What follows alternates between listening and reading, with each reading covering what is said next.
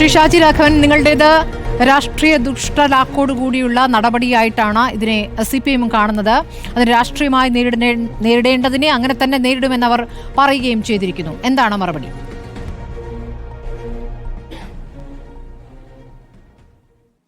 ഇന്ന് ഈ മാസപ്പടി കേസിൽ മുഖ്യമന്ത്രിയുടെ മകൾ പ്രതിസ്ഥാനത്ത് വരുന്ന ഒരു ഈ ഘട്ടത്തിൽ CPMന്റെ പോളിറ്റ് ബ്യൂറോയിലെ മുതിർന്ന ഇപ്പോഴത്തെ ആക്ടിംഗ് സെക്രട്ടറി കൂടിയായ പ്രകാശ് കാരാട്ട് മുതൽ ശ്രീ അരുൺകുമാർ വരെ അനുഭവിക്കുന്ന ഒരു സ്ട്രെസ്സും സമ്മർദ്ദമൊക്കെ ശ്രീ അരുൺകുമാർ ഇവിടെ സൂചിപ്പിക്കുന്നുണ്ട്. അതിനൊരു പ്രധാന കാരണമുണ്ട്. അവരിത് ഈ രാഷ്ട്രീയ പകവക്കൽ എന്നൊക്കെ പറയും. ഇവരുടെ ഈ സമ്മർദ്ദത്തിനൊരു പ്രധാന കാരണമുണ്ട്. താങ്കൾ തന്നെ അതിൻ്റെ തുടക്കത്തിൽ സൂചിപ്പിച്ചു. ഇതിനു മുമ്പ് CPMന്റെ പ്രമുഖ നേതാക്കൾക്കെതിരെ ആരോപണങ്ങൾ വന്ന സമയത്ത് അത് കോടിയേരിയുടെ മകനായാലും ശരി, EP ജയരാജൻ്റെ മകനായാലും ശരി, അഴിമതി ആരോപണം വന്നിട്ടുണ്ട്. അതേപോലെ തന്നെ ലഹരി മാഫിയയുമായി ബന്ധപ്പെട്ട പ്രശ്നങ്ങളൊക്കെ വന്നിട്ടുണ്ട്. അന്നൊക്കെ പാർട്ടി എടുത്ത നിലപാടെന്താ? അത് അവർ നിയമപരമായിട്ട് നേരിട്ടുകൊള്ളും, ഇത് പാർട്ടി പ്രതിരോധിക്കേണ്ട കാര്യമില്ല എന്ന് പറഞ്ഞൊഴിഞ്ഞ പാർട്ടി ഇന്ന് പാർട്ടി അതിൻ്റെ ഉത്തരവാദിത്തം ഏറ്റെടുക്കുകയാണ്. ഞങ്ങൾ രാഷ്ട്രീയമായി നേരിടും എന്ന് പറയുകയാണ്. അതിൻ്റെ ഭാഗമായിട്ടാണ് ഈ വിഷയത്തെ ഒരു രാഷ്ട്രീയ വിഷയം അല്ലെങ്കിൽ രാഷ്ട്രീയ എതിരാളികളെ വകവരുത്താൻ വേണ്ടി അല്ലെങ്കിൽ ഇല്ലാതാക്കാൻ വേണ്ടി കേന്ദ്രം എടുക്കുന്ന നിലപാടാണെന്ന് അവർ പറയുന്നത്. ഞാനൊന്ന് സൂചിപ്പിച്ചോട്ടെ, ഇവിടെ എന്തുകൊണ്ടാണ് CPM ഈ പ്രതിസ്ഥാനത്ത് ഇത്രയും വലിയ ഒരു പ്രതിസന്ധിയിലെത്താൻ കാരണം? ഈ മുഖ്യമന്ത്രിയുടെ മകളുടെ കേസ് അന്വേഷണം അടുത്ത ഘട്ടം ഉറപ്പായി ഇത് മുഖ്യമന്ത്രിയിലേക്കാണ് എത്തുന്നത്. അതിൻ്റെ നിയമപരമായ പല കാര്യങ്ങളും ശ്രീ ഷോൺ ജോർജ് സൂചിപ്പിച്ചുകൊണ്ട് ഞാൻ അതിലേക്ക് കടക്കുന്നില്ല. വളരെ കൃത്യമായി ഈ റിപ്പോർട്ടിൽ പറഞ്ഞിരിക്കുന്ന ഇൻഫ്ലുവൻഷ്യൽ ഇൻഡിവിഡ്വൽ എന്ന് പറയുന്ന ഒരാളുണ്ട്. അതായത് ഈ പറയുന്ന CMRLും മുഖ്യമന്ത്രിയുടെ മകള് ചുമതലയിൽ നടക്കുന്ന കമ്പനിയും തമ്മിലുള്ള ഈ ഇടപാടുകളിലൊക്കെ തന്നെ ഒരു KSDC അല്ലെങ്കിൽ Kerala state financial development corporation ഉണ്ട്, ഇൻഡസ്ട്രിയൽ ഡെവലപ്മെൻറ്റ് കോർപ്പറേഷൻ ഉണ്ട്. അപ്പോൾ അവരുടെ പങ്കും, കാരണം അത് കൃത്യമായി ഷോൺ സൂചിപ്പിച്ചു, 13% പങ്കുള്ള ആ കമ്പനി, അതിൻ്റെ ഒരു പ്രതിനിധി തന്നെയാണ് ഈ CMRലെ ഒരു ഡയറക്ടർ ബോർഡ് മെമ്പർ എന്ന് പറയുന്നത്. ഇവിടെയാണ് ഈ ഇൻഫ്ലുവൻഷ്യൽ ഇൻഡിവിഡ്വൽ എന്ന് പറയുന്ന അല്ലെങ്കിൽ വലിയ സ്വാധീനം ചെലുത്താൻ സാധിക്കുന്ന ഒരു വ്യക്തിയുടെ ഇടപെടലിനെ പറ്റിയിട്ട് സൂചിപ്പിച്ചിട്ടുള്ളത്.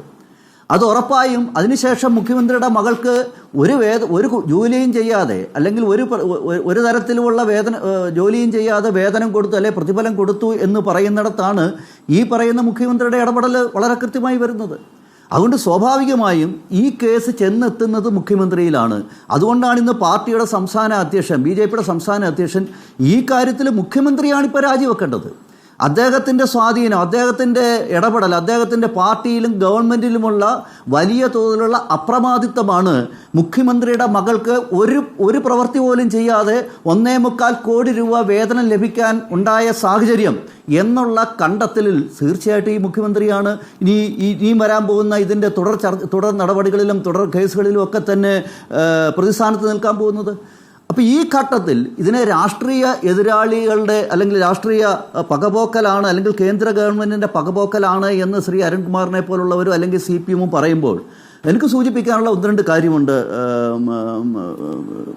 അതായത് അതിൽ പ്രധാനപ്പെട്ട ഒരു വിഷയം എന്ന് പറയുന്നത്, ഇപ്പോൾ ഈ കേസ് തന്നെ ചർച്ചയ്ക്ക് വരുന്ന സമയത്ത് നമ്മളൊന്ന് കണ്ടു. ഇപ്പോൾ ഒരു 2-3 ആഴ്ച മുമ്പാണല്ലോ കേരളത്തിൻ്റെ ബഹുമാന്യനായ മുഖ്യമന്ത്രി ഡൽഹിയിൽ പോയത്. കേരളം വലിയ സാമ്പത്തിക പ്രതിസന്ധി നേരിട്ടപ്പോൾ കേന്ദ്ര ധനകാര്യമന്ത്രിയെ കാണാൻ പോയി. ധനകാര്യമന്ത്രിയാണ് കോർപ്പറേറ്റ് വകുപ്പും കൈകാര്യം ചെയ്യുന്നത്. അന്ന് ശ്രീകുമാറിൻ്റെ പാർട്ടി അല്ലെങ്കിൽ ശ്രീകുമാർ പ്രതിദാനം ചെയ്യുന്ന, അദ്ദേഹം റെപ്രസെൻ്റ് ചെയ്യുന്ന ആശയത്തിനെ പ്രതിനിധീകരിക്കുന്ന ഒരു രാഷ്ട്രീയ പാർട്ടി കോൺഗ്രസ് എന്താ കേരളത്തിൽ പറഞ്ഞത്? ഇവിടുന്ന് മുഖ്യമന്ത്രി പോയത്, കോർപ്പറേറ്റ് മന്ത്രിയെ കാണാൻ പോയത് ശ്രീമതി വീണയുടെ കേസ് അട്ടിമറിക്കാനാണ്, അല്ലെങ്കിൽ SFIO കേസിൽ വളരെ ഗുരുതരമായ ഫൈൻഡിങ്സ് ഉണ്ട്, അത് ഇല്ലാണ്ടാക്കാനും ആ കേസ് ഇല്ലാണ്ടാക്കാൻ വേണ്ടിയിട്ടാണ് പോയി കണ്ടതെന്നല്ലേ പറഞ്ഞത്? ഇത് കേരളത്തിലൊരു സ്ഥിരം നാടകമാണ്. ഇപ്പോൾ ഈ SFIയുടെ കേസ് നടക്കാതിരുന്നാൽ, ഈ തരത്തിലുള്ള അന്വേഷണങ്ങൾ വരാതിരുന്നാൽ ഉടനെ തന്നെ ശ്രീകുമാറിൻ്റെയും കോൺഗ്രസിൻ്റെയും കേരളത്തിലെ കോൺഗ്രസും പറയും ഇത് CPMന്റെ അഡ്ജസ്റ്റ്മെന്റ് ആണ്, അതിനായിട്ടാണ് മുഖ്യമന്ത്രി അവിടെ പോയത്. ഇത് നേരെ തിരിച്ച് സംഭവിച്ചിരിക്കട്ടെ. അരുൺകുമാറും ഒക്കെ എന്താ പറയാൻ പോകുന്നത്? ഇത് കോൺഗ്രസുമായിട്ടുള്ള ഒരു ധാരണയാണ്. പല ഘട്ടങ്ങളിൽ വേഗത്തിൽ പോവുകയും അത് തെരഞ്ഞെടുപ്പ് ഘട്ടത്തിൽ വേഗത്തിലാക്കുന്നു, പിന്നെ അത് ഇല്ലാതാകുന്നു, പിന്നെ നിർത്തുന്നു. ഇതൊക്കെ അല്ലേ കേരളം കാണുന്നത്? സ്വർണ്ണക്കടത്ത് കേസ് എന്തായി? സ്വർണ്ണക്കടത്ത് കേസ് അവസാനിച്ചോ? അല്ല, അതാ പറഞ്ഞത് അവസാനിച്ചോ. അറിയില്ല. ഇപ്പൊ കേരളത്തിൽ എന്ത് ഇലക്ഷനാണ് നടക്കുന്നത്? എന്തിനാ അല്ല, താങ്കൾക്കറിയില്ലേ കേരളത്തിൽ ഒരു ഇലക്ഷൻ നടക്കാൻ പോകുന്നുണ്ടോ എന്നുള്ളത് താങ്കൾക്കറിയില്ലേ?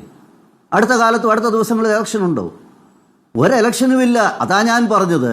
വളരെ കൃത്യമായി ഞാൻ പറഞ്ഞല്ലോ, ഈ പറയുന്ന രാഷ്ട്രീയ UDF LDF മാത്രമല്ല, കേരളത്തിലെ ഒരു വിഭാഗം മാധ്യമങ്ങളും അല്ലല്ല ഞാനൊന്ന് പറഞ്ഞ് അവസാനിപ്പിക്കാം. ഞാൻ പറഞ്ഞല്ലോ, ഞാനത് വളരെ കൃത്യമായിട്ട് സൂചിപ്പിച്ചു. ഇവിടെ ഒരു ഇലക്ഷനും വരാൻ പോകുന്നില്ല സ്മൃതി.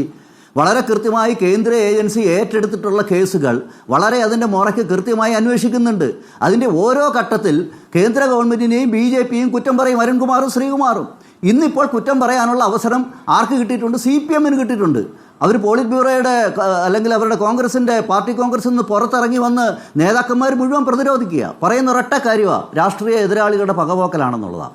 ഒരാഴ്ച മുമ്പ് രണ്ടാഴ്ച മുമ്പ് ഇതേ വിഷയത്തിൽ ശ്രീകുമാറിൻ്റെ പാർട്ടിയും കോൺഗ്രസും കേരളത്തിൽ പറഞ്ഞത് ഈ വിഷയത്തിൽ CPM അല്ലെങ്കിൽ പിണറായി വിജയനും നരേന്ദ്രമോദി ഒരു ധാരണയിലെത്തി. ആ ചർച്ചയ്ക്കാണ് ആര് പോയത്? കേരളത്തിൻ്റെ മുഖ്യമന്ത്രി, കേന്ദ്ര ധനകാര്യമന്ത്രിയെ കാണാൻ പോയതെന്നാണ് പറഞ്ഞത്. അപ്പോൾ ഇതിന് വലിയ വിലയൊന്നുമില്ല. ഞാൻ ഒരു കാര്യം കൂടെ പറഞ്ഞ് അവസാനിപ്പിക്കാം. ഇത് ചർച്ചയ്ക്ക് എടുത്തുകൊണ്ടാണ് ഞാൻ ഈ കാര്യങ്ങൾ സൂചിപ്പിക്കുന്നത്. ഈ കേസുമായി ബന്ധപ്പെട്ട് കോൺഗ്രസിൻ്റെ നിലപാട് ഞാനൊന്ന് ചോദിച്ചോട്ടെ. ഇവിടെ ശ്രീ കുഴൽനാടൻ നടത്തിയ ഒരു കേസിനെ പറ്റിയിട്ട് പറഞ്ഞു. ഈ കുഴൽനാടൻ്റെ കേസ് പോലും കേരളത്തിൻ്റെ പൊതുസമൂഹം സംശയിക്കുന്നുണ്ട് സ്മൃതി. കാരണം എന്താണെന്നറിയോ? ഈ കേസ് ഇല്ലാണ്ടാക്കുന്ന അല്ലെങ്കിൽ കേസിന്റെ പ്രാധാന്യം ഇല്ലാണ്ടാക്കുന്ന സമീപനമാണ് അവരുടെ സമീപനത്തിൽ നിന്നുണ്ടായിട്ടുള്ളത്. അല്ലെങ്കിൽ കുഴൽനാടനെ പോലെ ഒരാള് കേരളത്തില് ഞാനൊന്ന് പറഞ്ഞോട്ടെ സ്മൃതി, അസ്വസ്ഥയാകാതെ. എൻ്റെ ചോദ്യത്തിന് സ്മൃതി മറുപടി പറഞ്ഞാൽ മതി. എൻ്റെ ചോദ്യം, എന്തുകൊണ്ട് പിണറായി വിജയൻ്റെ കീഴിലുള്ള ഒരു ഇൻ്റലിജൻസ് തന്നെ ആരുടെ കേസ് അന്വേഷിക്കണം? വീണ ജോർജിൻ്റെ മകളിൻ്റെ കേസ് അന്വേഷിക്കണം. ഇതായിരുന്നില്ലേ മാത്യു കുഴൽനാടൻ്റെ വാദം? അദ്ദേഹം അതിനല്ലേ കോടതിയിൽ പോയത്, ഹൈക്കോടതി വരെ പോയത്?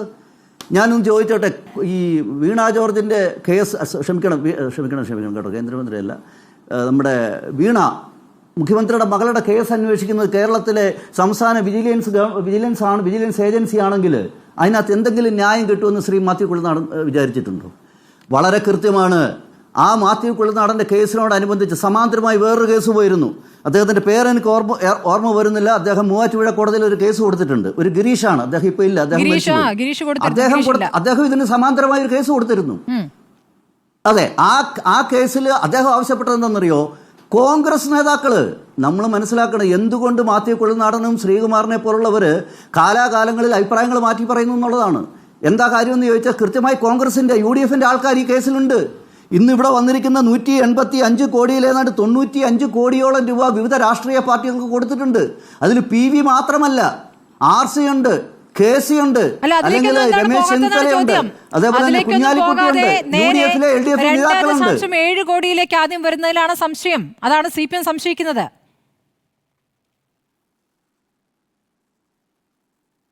അല്ലല്ല, ആ കേസൊന്നും ഇല്ലാതായി എന്ന് കരുതണ്ട. ഞാൻ പറയാൻ ആഗ്രഹിച്ച വിഷയം എന്തെന്നറിയോ?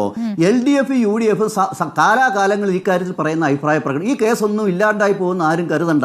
അങ്ങനൊന്നും ആരും ആശ്വസിക്കുകയും വേണ്ട. ശരി, അങ്ങനൊന്നും LDF UDF ഇതിനകത്ത് ആശ്വസിക്കണം. ഞാൻ പറഞ്ഞ മാത്യു കുഴൽനാടന്റെ കേസ് പോലും നമ്മൾ മനസ്സിലാക്കണം, കൃത്യമായ സത്യസന്ധത ആ കേസിലുണ്ടായില്ല. കേന്ദ്ര ഗവൺമെന്റിനെ സംബന്ധിച്ചോളം, കേന്ദ്ര ഏജൻസിയെ സംബന്ധിച്ചിടത്തോളം ഈ കേസുമായി ബന്ധപ്പെട്ട 2 വിഷയങ്ങളുണ്ട്. ഒന്ന്, മുഖ്യമന്ത്രിയുടെ വിഷയം എന്തുകൊണ്ട് വളരെ സജീവമായി ചർച്ച ചെയ്യപ്പെടുന്നു എന്ന് ചോദിച്ചാൽ, അവർ അധികാരത്തിന്റെ മറവിൽ മുഖ്യമന്ത്രിയുടെ വളരെ കൃത്യമായ ഒരു ഇൻഫ്ലുവൻഷ്യൽ ഇൻഡിവിഡുവൽ ഈ കേസിന്റെ ഭാഗമായി ഉണ്ട് എന്ന് പറയുന്നിടത്ത് കേരളത്തിന്റെ മുഖ്യമന്ത്രിയാണ് എന്നുള്ള കാര്യത്തിൽ ഒരു സംശയമില്ലാത്തതുകൊണ്ടാണ് ഇതിന്ന് വളരെ ഗൗരവമായിട്ട് ചർച്ച ചെയ്യപ്പെടുന്നത്. ഇതുമായി ബന്ധപ്പെട്ട് നടന്നിട്ടുള്ള ബാക്കി സാമ്പത്തിക ക്രമക്കേടുകളും അഴിമതികളുമുണ്ട്. അത് 2 ഏജൻസിയും കണ്ടെത്തിയിട്ടുണ്ട്.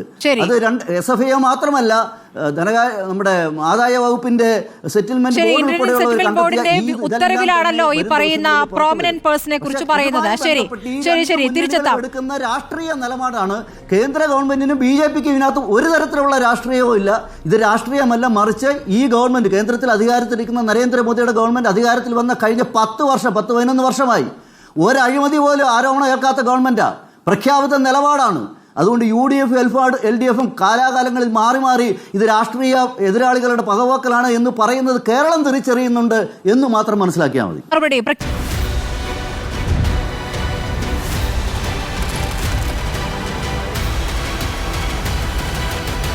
ഡിബേറ്റ് വിത്ത് സ്മൃതി പരുത്തിക്കാട്.